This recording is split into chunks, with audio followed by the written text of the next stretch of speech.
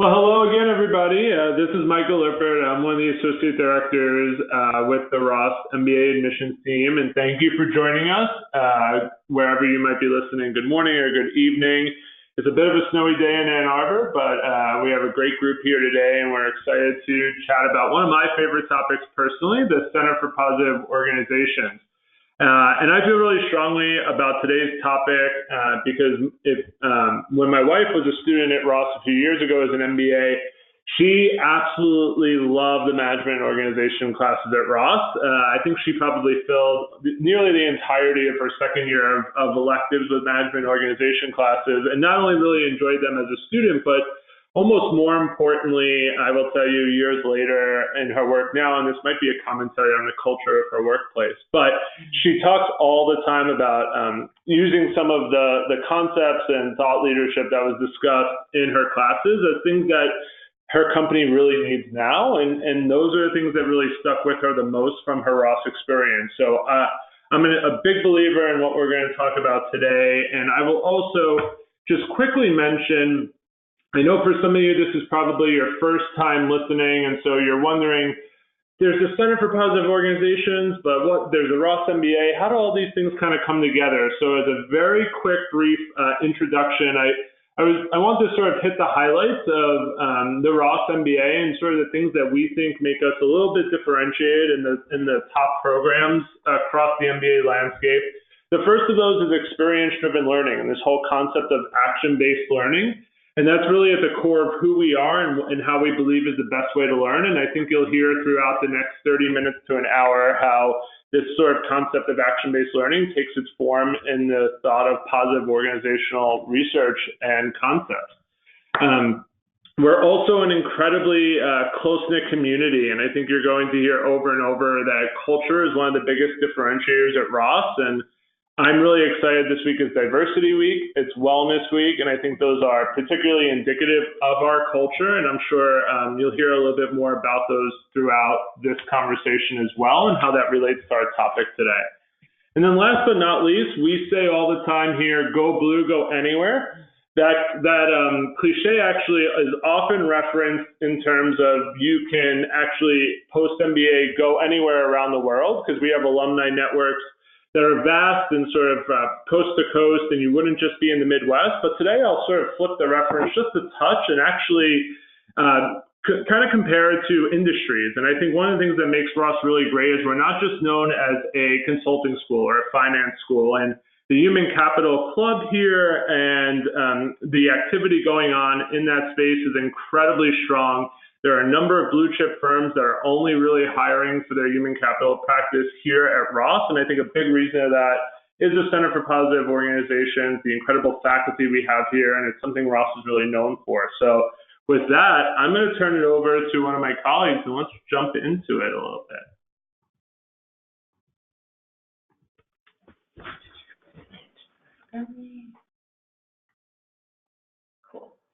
Hi, folks. Now you're hearing from Stacy Semeka.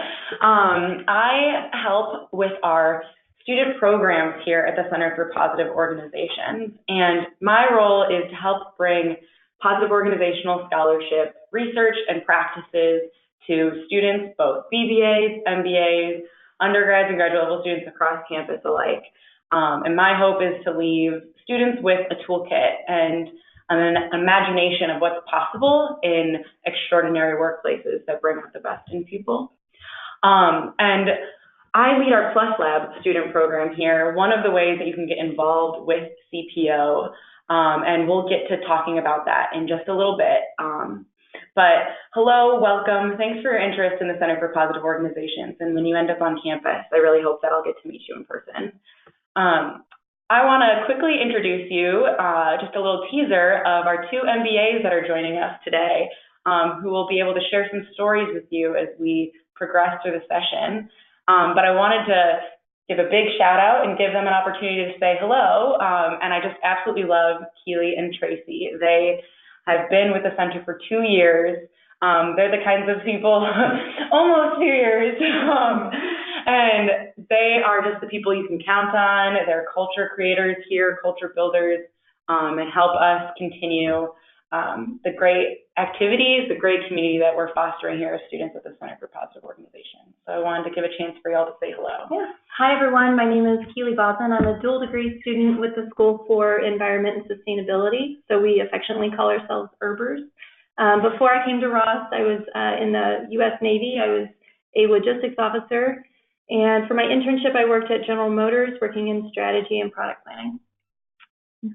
Hi everyone, I'm Tracy Wolfis Cohen now. I just got married over the summer, so I'm dealing with some transition. I didn't even ask you about that, I assumed. Sorry. It's a mixed bag. I have to change my name for graduation, and that's no problem at all. But I am so excited to be here this morning and talk about the Center for Positive Organizations. It's actually one of the reasons I came to Ross to pursue my MBA. Before I joined the class of 2019, I was at Huron Consulting Group in the life sciences practice in a hybrid role, both consulting pharma and biotech clients, but also leading our team connectedness initiative, which speaks to a lot of what I've learned about through the center. And over the summer, I actually pursued an internship in human capital at American Express in their global leadership and learning function. So excited to talk about that and what I learned from my summer too. Thanks, y'all. So I want to open up our presentation with a positive practice we use here. Gratitude is one of the practices we like to get started, all of our student events, all of our staff meetings, and it's rooted in research about why we would routinize thinking about gratitude. And there's all sorts of individual and organizational benefits. So folks that practice gratitude, research says that there's measurable improvements in your mood, there are better physiological health outcomes that impact your heart rhythms and your sleep patterns. Folks that practice gratitude experience fewer physical health symptoms like headaches and colds. There's increased performance at work, so there's lots of reasons why practicing gratitude can help you through an organizational lens. Folks experience higher states of alertness and energy, determination, and creativity. There's this increased sense of being connected to others, and gratitude is contagious too. And so it acts as this social contagion where other folks will start to recognize what they're grateful for and the things that are going right, rather than only noticing the things that aren't going right, which is sort of a natural experience. And so you have to start practicing gratitude to really build up that muscle. And so one way that we build up that muscle as a community is to start out with 30-second celebrations. And so I'm going to invite all of us here around the table to practice a 30-second celebration. And you might want to try this in your organizations and your teams too. The prompt is to share with the group something that you're celebrating today, something that that's gone right, something that you're appreciating that's happened in the last week or so since the last time we got together, or something you're looking forward to. So I'll kick us off and then we'll go around the table. So again, hi, I'm Stacy, and I'm celebrating this weekend that's coming up. One of my brothers is coming into town, and my whole family is going to get to be together, and we're going to get to go to a Detroit Red Wings hockey game. So I'm really looking forward to that. It's all I've really been thinking about this week. I'll throw it to Mike. Yeah, sure. I love participating in this.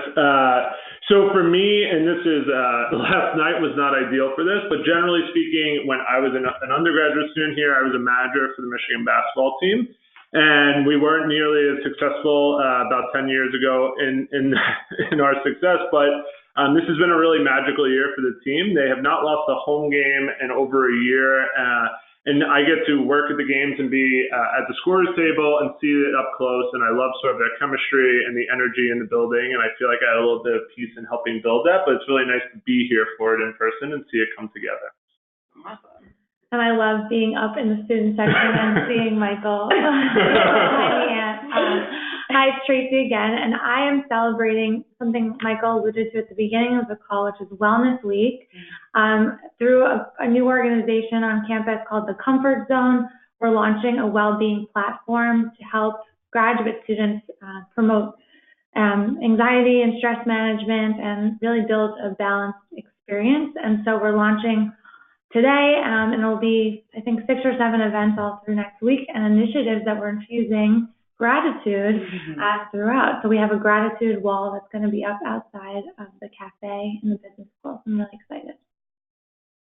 So if you're not in Michigan today, you're probably not going to know that it's incredibly snowy.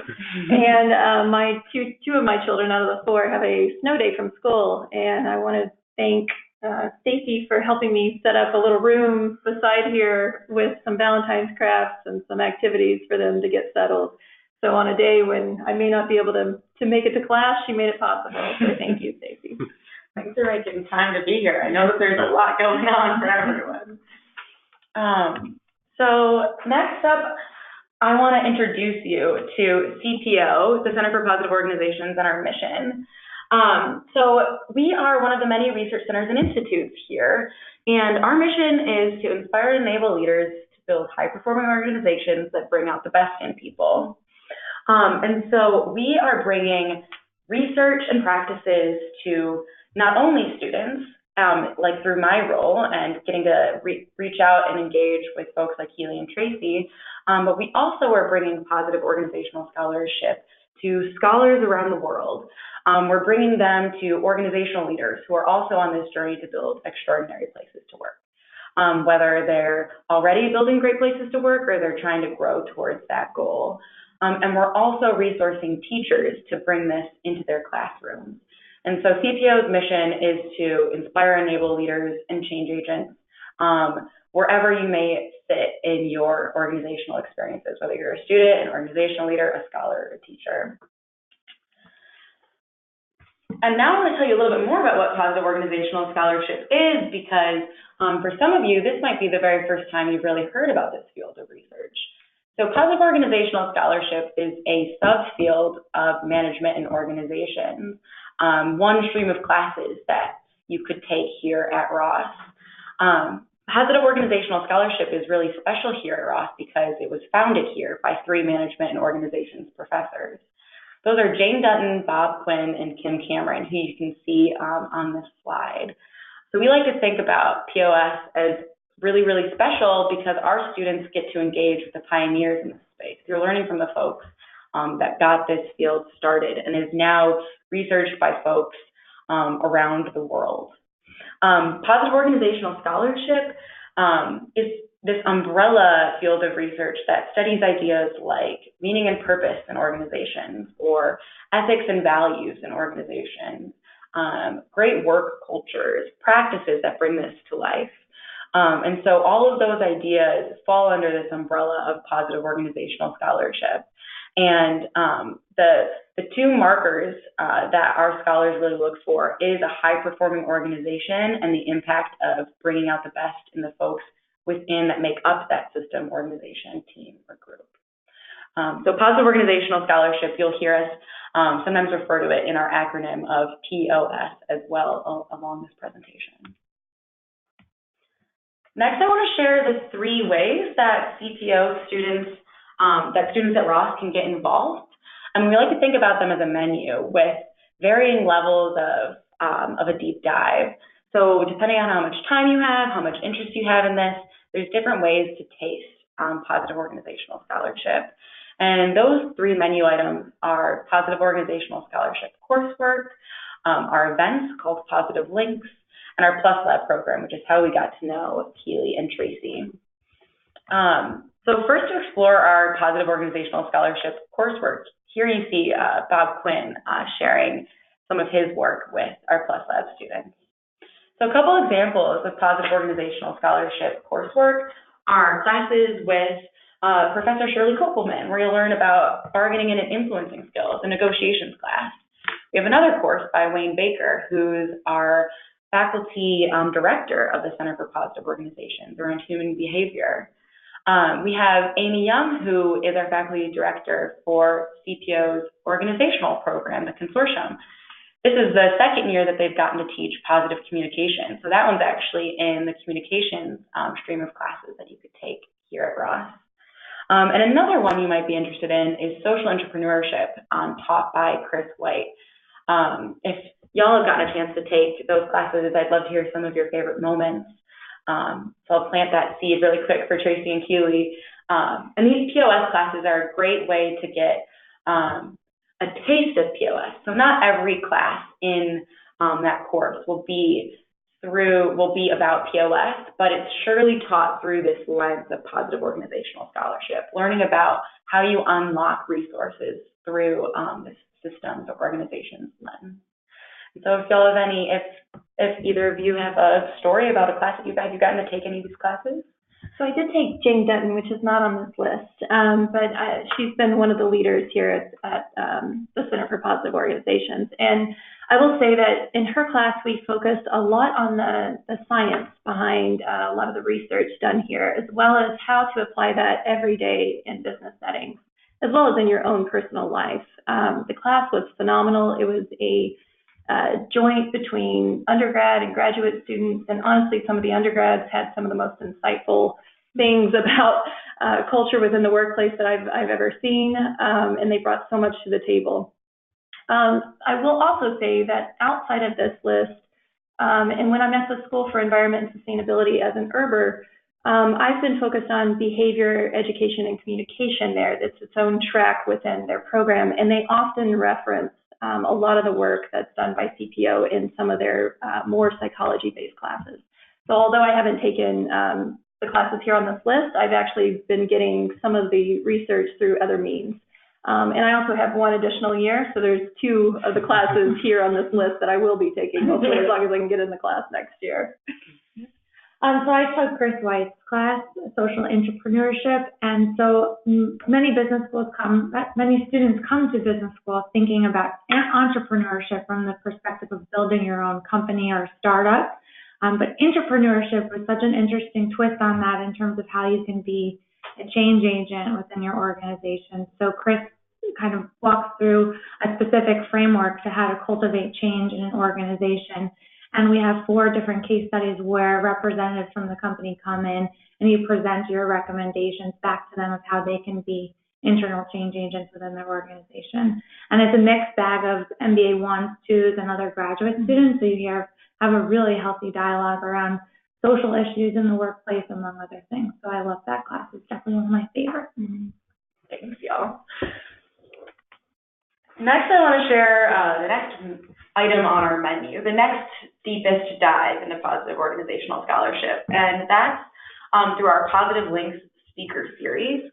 That is a monthly speaker series, free and open to the public here on campus, and it features POS scholars. And so the premise here is that these scholars come in and share an hour-long talk and translate their research in a way that folks could take it to their organizations, teams, or workplaces the very next day. And so how can you use these research-based practices in your life as soon as you get back into work or back together with your team?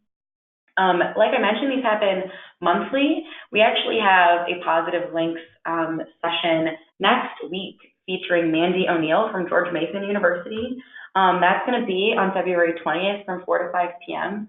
And one of my favorite things about Positive Links is that many of these sessions are live streamed and recorded. And so even if you're not here on campus, you could live stream Mandy O'Neill's session next week. And even if you can't live stream it as it's happening, you could watch the recording later.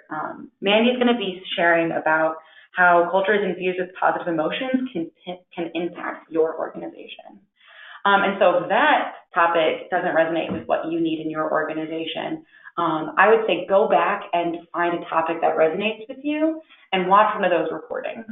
I like to think that this is an even better alternative to a Netflix binge where you could watch these Positive Links talks back to back and sort of leave your TV time having learned something new about how you can impact your organization and unlock the resources there.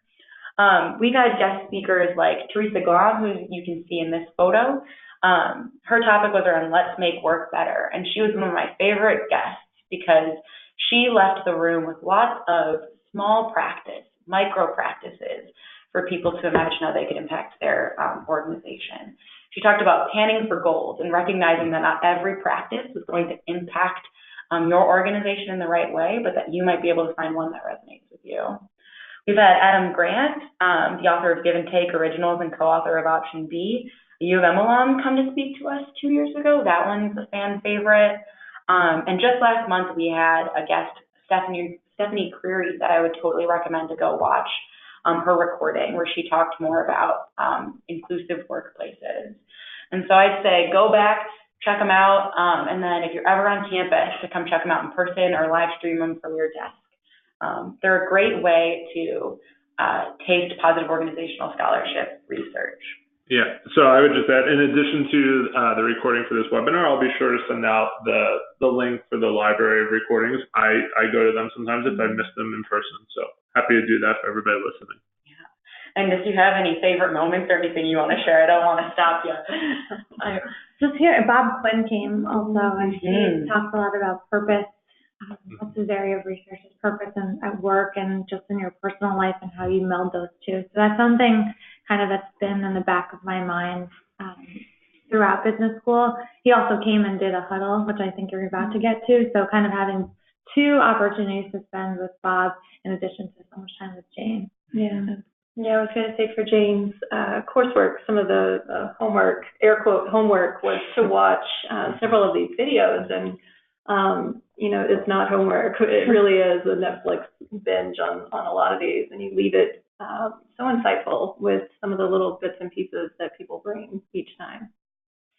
And one of the special experiences for the students that are involved in our Plus Lab program, which I'll just tell you about in just a moment, is that we often get to have a small group lunch with these Positive Links speakers, and so that you get to feel like you can really engage in a conversation with these Positive Links researchers while they're on campus for a short period of time. So the last item on the menu, the deepest dive into positive organizational scholarship for students, is our Plus Lab program, which is the program I lead for students. And it is this experiential community of both undergraduate level students, graduate level students, folks studying business, and folks not studying business, coming together with a passion for extraordinary places to work that bring out the best in people. There's two big experiences in the Plus Lab. Our events that we call huddles that happen every other Friday, where we invite in leading practitioners or leading scholars who are bringing positive organizational scholarship to their workplaces or are studying positive organizational scholarship themselves.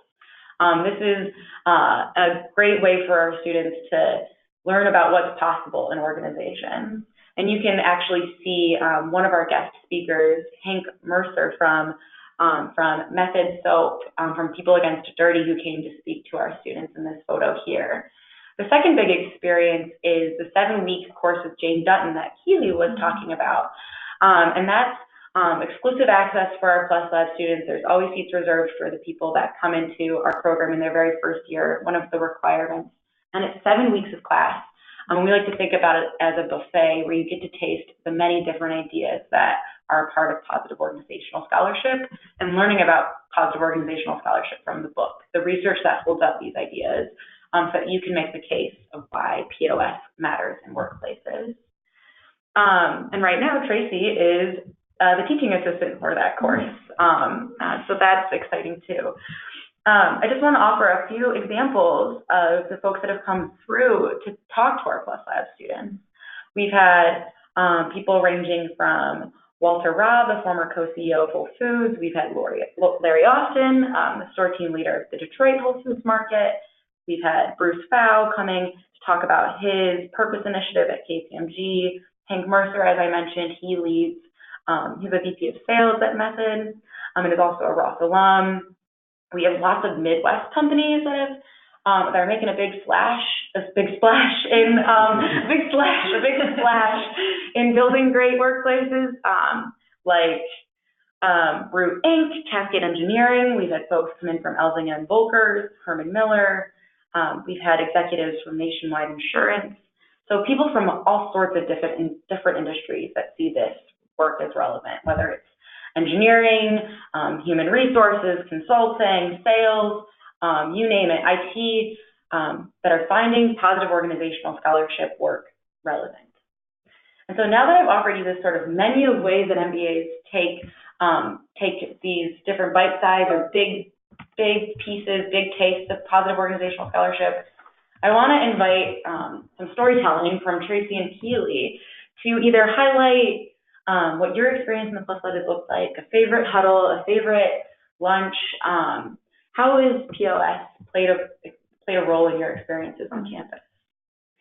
I can kick it off. This is Keely. So I wanted to say, too, that not only have I been involved in the Plus Lab, but my husband, when he was here before I came, he was also a Ross alum, was also in the Plus Lab. So I've been around for several years now and have been able to see this from multiple angles. And I can't say enough about the Plus Lab. It's a very enlightening, healthy break from business school. And coming over here, it feels more like a community. It feels like a time to let go, to let breathe, to refocus and realign. And so the Plus Lab for me has been incredibly useful just in my day-to-day life of having that almost forced break, built into the weeks to come over and just have some insight into what does my job look like in the future? How can I have an impact within my organization? I've come from industries, the military for 7 years, and then auto industry, engineering past. It's not necessarily the healthiest environments. And while there's a lot of emphasis placed on leadership, there's not a whole lot placed on positive leadership. It's usually lead out of respect, lead out of fear. And so this, to me, really changed my vision of how I want to lead other people. And so for the Plus Lab, one of the speakers for a huddle who stood out to me the most was Elzinga. They're a construction company in Grand Rapids? In Holland. In Holland, yeah. Sorry, Holland, Michigan. So it's a smaller construction company, and of all things, of all places, of all industries, the last people I expected to come in and teach me about leadership would be, this kind of smaller construction company who has really built this positive scholarship into their everyday in small ways and also in big ways. And they brought in plenty of data to back up some of the actions that they've taken. And I found it incredibly fascinating, and just the amount of leadership and just change agents that they've been within their own company was really amazing.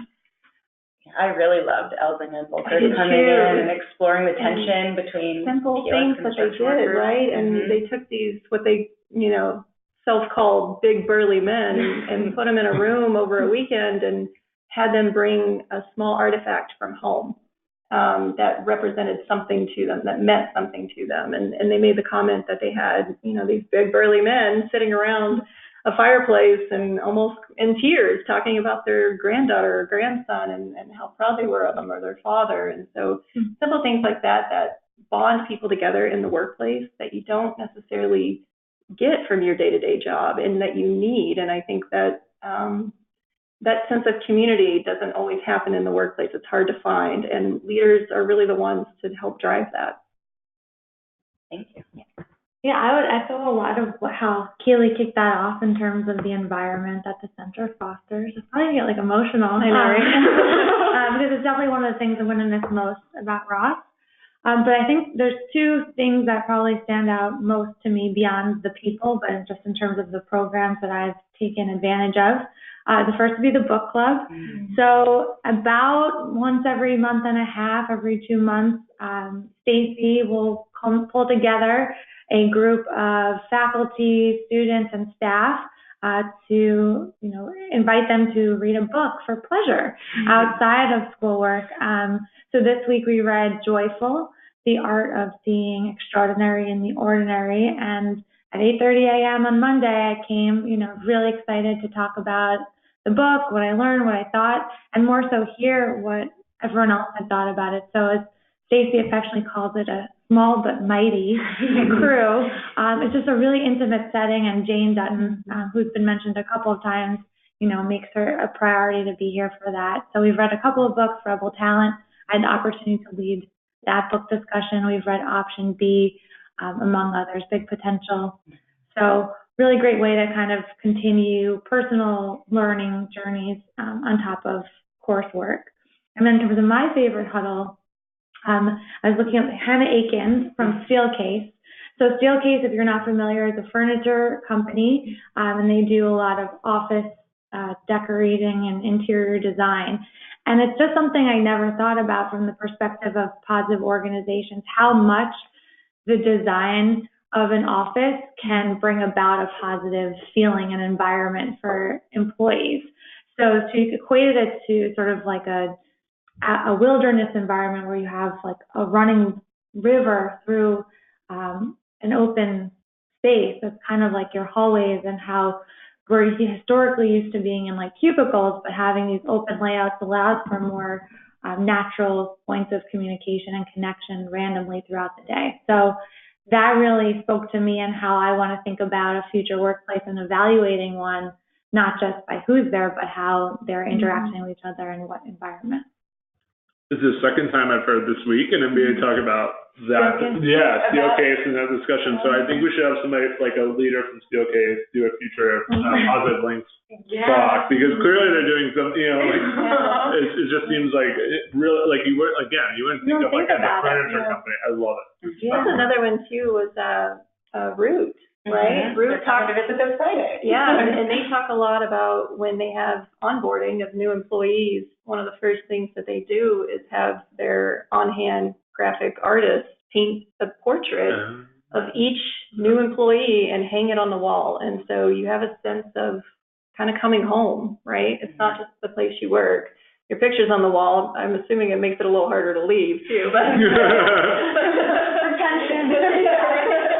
what those two organizations, what those organizations have in common. Steelcase, they're a furniture company, but then they're like consulting other companies on how they should structure that. So they're a change agent in and of itself. And then Root is a consulting company and advising big corporations around the world around their ways to retain. And you know, that's something that comes up a lot in the research. Is just happy people want to work, right? So your productivity goes up, your efficiency goes up. There's all this science and research and data upholding this, and leaders really need to, in my mind, get on board and take this, you know, under their wing and run with it, because it obviously makes a difference in their own workplace. And it hits the bottom line too. Not to get too businessy, but you kind of have to speak that language, and we learn that in Jane's class. The way to move this from fluffy, emotional, let's all hug. Feels good. Yeah, like move it from the feels good over to the science and the data, and show how this can really impact. Yeah. And I felt like that was one of the things that Elzinga did well, was they came prepared with graphs. So for those of us that are kind of almost on the naysay side, can very quickly see that there is a reason that people are researching this so heavily and putting emphasis on it.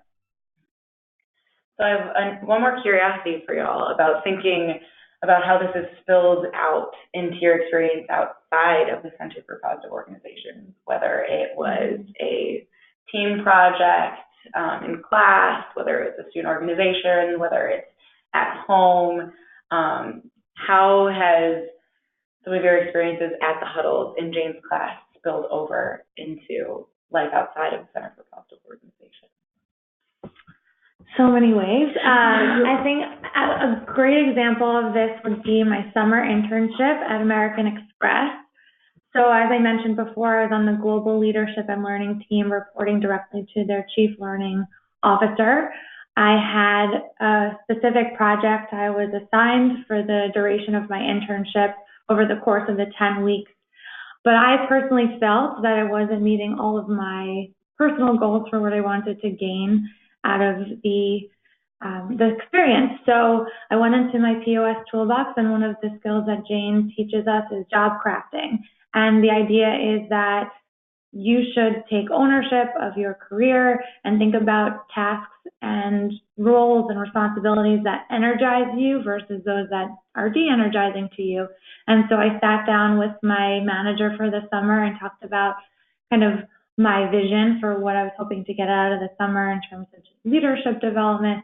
And I wound up working on a project that rolled all the way up to the Chief Marketing Officer, Elizabeth Rutledge at American Express, which was something I might not have done had I not thought, you know, more creatively about the potential for a particular role. Yes, there's job descriptions on paper, but you are the captain of your own ship. And I think POS and sort of the importance of taking ownership is something I learned a lot about individual flourishing in the workplace. Yeah. This is Keely. I have two examples, really. One is I chose my MAP project, and if you're unfamiliar, maybe you can chime in quickly on Yeah, that. I think a good number of those listening are at least somewhat Probably familiar familiar, with Ross. But for those of you who aren't, MAP is sort of one of the hallmarks of our curriculum, in that for the last 7 weeks of your first year, you are a full-time consultant to a top company around the world. For 7 weeks, you don't go to class, you're just full-time consultant to that company, and there are over 100 projects to choose from. And so I'd love to hear how you infused it in your project. Yeah, so mine was actually with the U of M Law School, and they have a human trafficking clinic embedded within the law school where they have students who represent human trafficking survivors.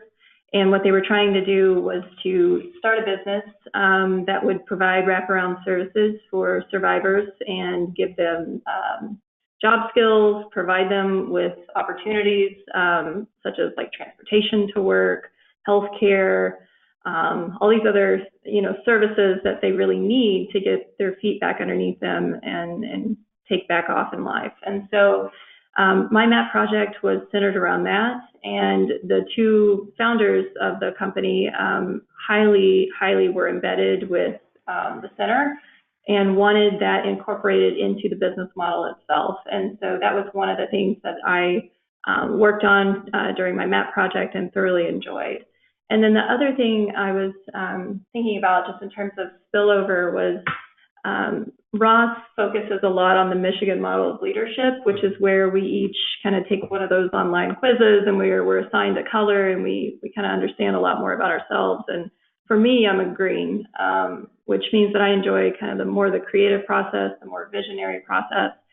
And so that knowledge for me paired with using POS and trying to set a vision for really not only my own career, but the company that I work for. I recently signed for full-time to go back to General Motors, and they're going through a hard time. The auto industry is going through a major change. Both the culture at General Motors is going through a change, as well as the industry itself. And so for me, it's thinking ahead, now, in a year from now when I graduate, what does that look like? How does my workplace, how do I set the tone for the people working around me, and how can I be a change agent within within my own company? I don't want either one of you to graduate. I know. I can stop that from happening. I've been here too long. We're back for a huddle talking about her positive change at the end. Let's hope. Better book it now. It'll be really busy. 2021. So those are all the questions I have for you all. So those listening, feel free to submit questions.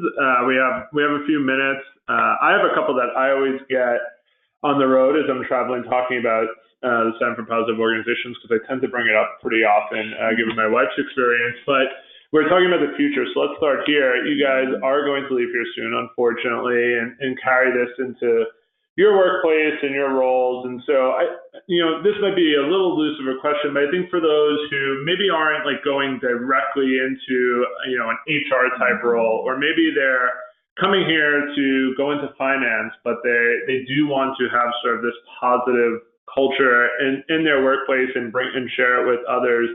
Are there some tips that you have or ways that you sort of envision bringing that into your long-term plans and as you leave Ross?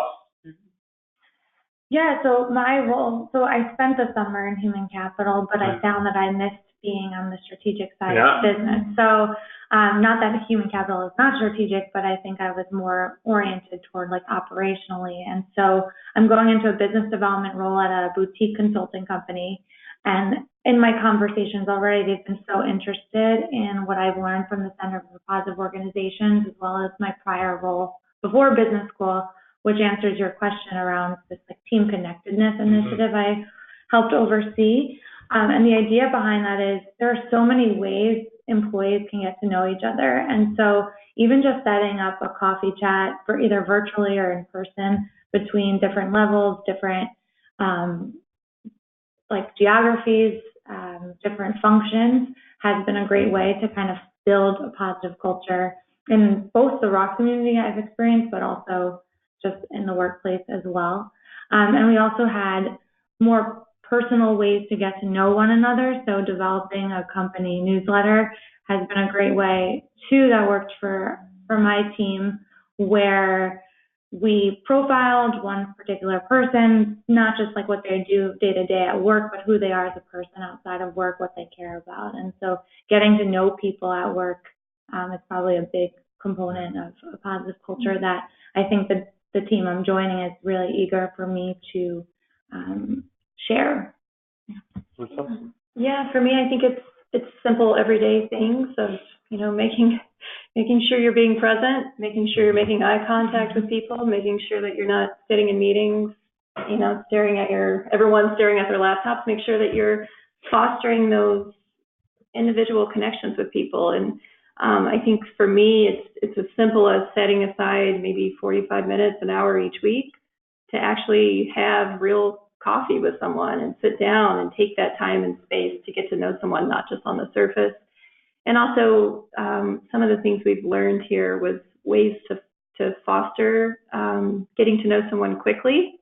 That first 30 seconds, you can actually get to know someone really deeply if you ask the right questions. And so it's not just saying hi, how's it going? It's asking, what did your weekend look like? How were things over the weekend? Not just asking simple questions. And so for me, it's those things that are really going to help stay in the back of my mind and keep me engaged with work and engaged with people that are around me.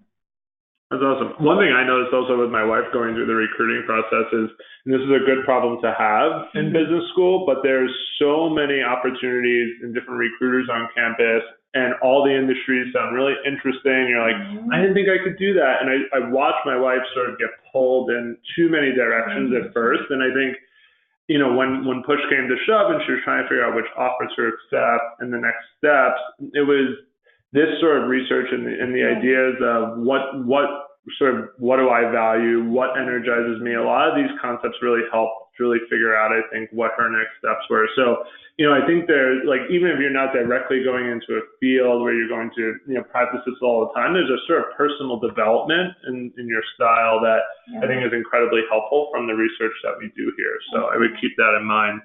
One question I get all the time, this is a little technical, but I'll frame it two different ways. Stacey, if you don't mind maybe going over the Plus Lab application process and the structure behind that, because I think we have so many different programs at Ross. Some are for everybody, some are opt-in, and how that works. But then if you guys as students maybe want to share, it sounds like CPO is pretty big reason that you ended up choosing Ross, but maybe your timing of how you figured that out and how you got involved, or how you balance your commitment here with some of the amazing other things going on at the school.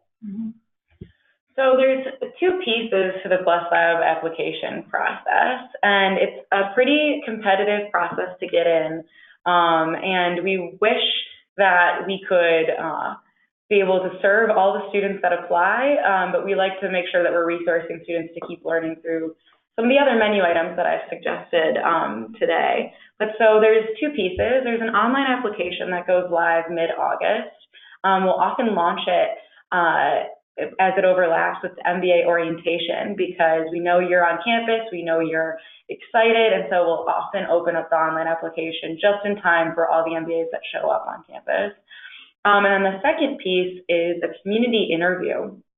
And this is a chance to get to know lots of you at once, and for lots of you to get to know lots of us. And so it is a fancy way of talking about a group interview. We'll have often 3 to 4 tables filled with about 4 applicants and one of our current students. And we take the time to get to know each other around the table. We get a chance to get to know you, and we'll often make sure to leave time for the applicants to get to know our current students. So questions you might not want to ask me as someone who runs the program, but as you might want to get to know about someone who's living the program. And that's a chance for us to also leave you with a couple tools, even if we don't get to spend the year with you, if we don't have a seat for you in the program. So there's 2 pieces, an online application and an in-person experience that we design so that it's life-giving, so that you get to see one different possibility of what an interview could look like. So that's what the application process looks like, and then we get kicked off at the beginning of October, and the program runs all the way till the end of February when our first-year students finish up the 7-week course with Jane Dutton, the co-founder of CPO and POS. So now to flip it over to Keely and Tracy. Yes, I learned about the center pretty early on in my application process. I wrote about it in my application. It's true. I'm pretty sure. Yeah. Super infused into it. And so by the time I was accepted and came on campus, I already knew this was at the top of my list of things I wanted to be involved in. That being said, I originally found out about it, through research, like attending a webinar like this. At the time I had applied, I was thinking about a dual degree with the social work school, and then opted to just maintain just an MBA. And so through that conversation, I was able to get a sense for what other resources within the MBA experience would allow me to have a taste of what students are learning through the social work school. So the School of Social Work. So through that, I was introduced to Jane, who then put me in touch with Stacy, who I met even before submitting my application, kind of like applying to business school. I met Michael too on my interview day. So I think it's just talking to people who are involved and doing your research online. The website has so much information, as Keely talked about before, like the Netflix aspect of POSLinks is absolutely accurate. So the more you know coming into the application process, the better informed your answers and understanding of the experience will be. I remember that coffee chat before you came to campus. So green. I'm a little unique. Like I said, my husband was in the Plus Lab. I'm not exactly sure how. Yeah, I've been around here a while. I'm going to be the what is the show where the guy's in college for 20 years or whatever? I always forget that movie's name. Anyways, so I was lucky that my husband found it. I don't know how he did. I'm glad he did, because this has become literally a part of our lives. I mean, even someone within the Plus Lab, I won't name names, but she even has watched our children in a pinch, so and babysat for us.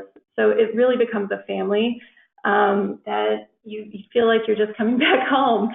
For me, I can't imagine though starting school and having all the clubs being thrown at me and being able to sort through what's going to be, necessarily beneficial for me versus some of the other things pulling you in 1,000 directions. I am so grateful that I knew about this, knew what it was about. And so for those of you who are listening to this, just know that this can and should be a priority because it is time for you. It's self-care. It gives you that space to learn about leadership. And if you're excited about that, then you should certainly apply to the Plus Lab. I would just say that also with any club or program you're applying to do your research and before you get here, because so much is thrown at you in that first week. Stacey mentioned an application. That's just one of many that you can consider, and it takes up time as you're adjusting to a new environment and classwork, group work, etc. So I would just say the more research you do before you kind of enter this space, the better off you'll be. Yeah. And folks apply to the Plus Lab in their second year too. Sometimes folks will apply their first year, we won't have a seat, and they'll reapply in the next year. Or sometimes folks won't even know about us until their second year. Obviously, if you're listening to this webinar, you know about us. But to know that you could start your CPO journey anytime along your academic adventure, so that's always an opportunity.